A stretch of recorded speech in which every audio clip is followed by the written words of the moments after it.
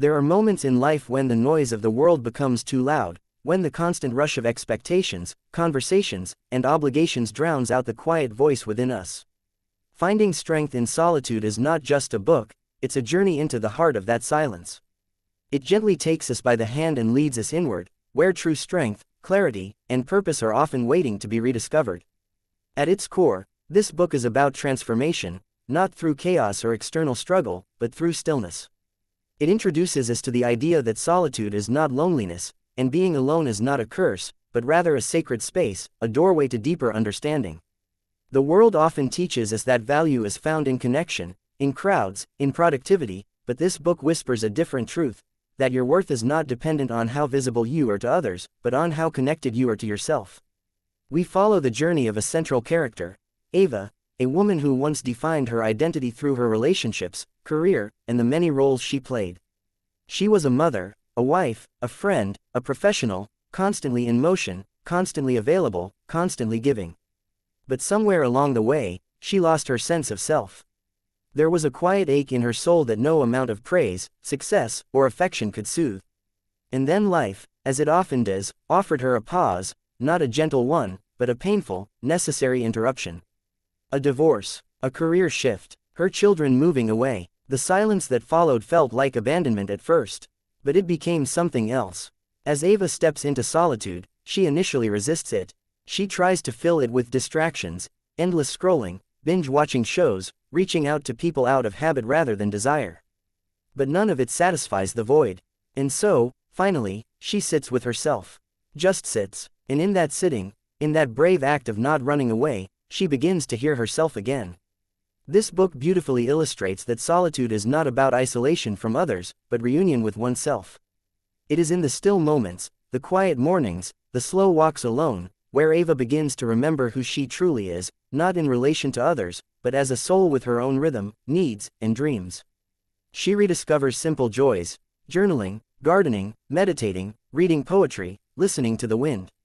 These are not distractions, they become acts of self-love, small rituals that reconnect her to her essence. One of the most profound insights from the book is this: solitude teaches us to become our own safe space. For many, the fear of being alone is rooted in the belief that we cannot handle our own thoughts, emotions, or silence. But when we allow ourselves to stay, not flee, we discover that the silence is not empty.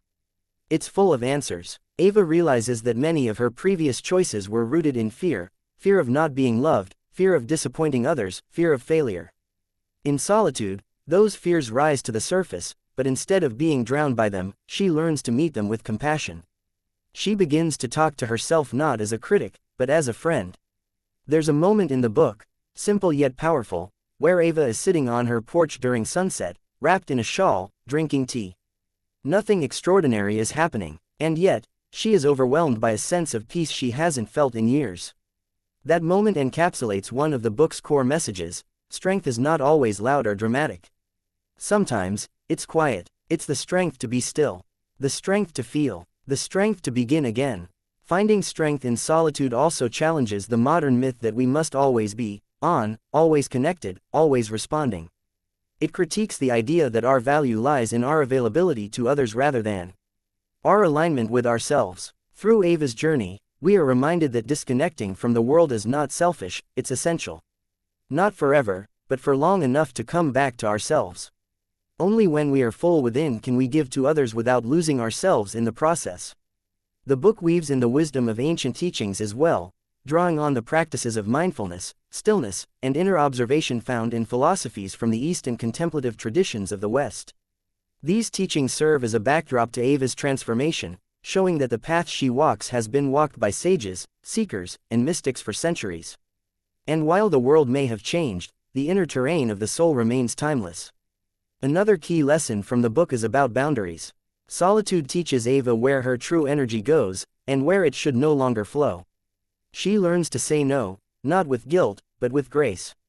She learns that not every call must be answered, not every invitation accepted. This clarity doesn't come from bitterness, but from self-awareness. She is no longer afraid of missing out, because she's finally found something she doesn't want to miss: herself. There's also healing in solitude. Ava reflects on old wounds, childhood insecurities, betrayals, patterns she once ignored.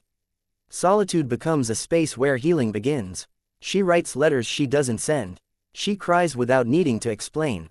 She forgives, not for others, but to set herself free. This part of her journey is raw and real, and the book doesn't sugarcoat it. Growth in solitude is not always comfortable, but it is always authentic. Eventually, solitude becomes not just a refuge, but a foundation. Ava starts to engage with the world again, but differently. She's no longer performing. Her relationships are more honest, her choices more intentional. She no longer fills her calendar to avoid herself. Instead, she creates a life that honors her pace, her needs, her truth. She begins to attract different people, those who resonate with her authenticity rather than her image. The transformation is subtle yet profound. Ava doesn't become someone else, she becomes more herself. And that is perhaps the greatest power of solitude. It returns us to who we were before the world told us who we should be. Finding strength in solitude invites us all to pause, to stop running long enough to ask ourselves, who am I when no one is watching? What do I truly want when I'm not trying to please? What kind of life feels aligned with my soul, not just my obligations? In a world that often equates solitude with sadness, this book flips the narrative. It tells us that solitude can be sacred. It can be liberating. It can be healing. It is not the absence of connection, it is the restoration of it. Connection with self, with nature, with the divine. And perhaps the most beautiful message of all is this: you don't have to fear being alone. Because within you lives a companion who is wise, whole, and loving, you. When you befriend yourself, you are never truly alone. You carry your own light, and in that light, you find not just peace, but power. This book is more than a story. It is an invitation to step away from the noise, to sit with yourself, to listen deeply. Not to fix or change anything right away, but simply to be. To breathe, to remember. Because when the world grows too loud and life feels overwhelming, the answer may not be to do more, but to do less. To find a quiet space. To close your eyes, and to trust that within your own soul lies the strength you've been searching for all along.